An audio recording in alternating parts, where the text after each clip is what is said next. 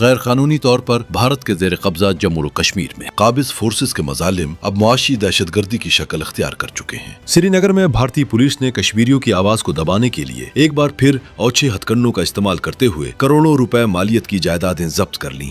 Reports کے مطابق کولہاپور خانیار میں نذیر احمد میر نامی شہری کا 2 منزلہ مکان، 8 دکانیں اور ایک گاڑی سرعام ضبط کر لی گئی، جن کی مجموعی مالیت 5 کروڑ 80 لاکھ روپے سے زائد ہے۔ مقامی آبادی کے مطابق مودی سرکار بے گناہ کشمیریوں کو بے گھر اور کنگال کرنے کے لیے ایسے من گھڑت اور بے بنیاد الزامات کا سہارا لے رہی ہے۔ یہ غاصبانہ اقدامات ثابت کرتے ہیں کہ نئی دہلی سرکار بندوق کے زور پر کشمیر کی ڈیموگرافی کو تبدیل کرنے اور کشمیریوں کو ان کی اپنی ہی زمین پر اقلیت بنانے کے فاشسٹ ایجنڈے پر گامزن ہے۔ قانون نافذ کرنے والے ادارے اب باقاعدہ لینڈ مافیا کا روپ دھار چکے ہیں۔ عالمی برادری کی خاموشی کے سائے میں جاری یہ معاشی قتل عام کشمیریوں کے جذبہ آزادی کو متزلزل نہیں کر سکتا۔ نئی دہلی کے حکمران یاد رکھیں کہ تاریخ گواہ ہے، جبر اور ناانصافی کی بنیاد پر قائم سلطنتیں بالآخر ریت کی دیوار ثابت ہوتی ہیں۔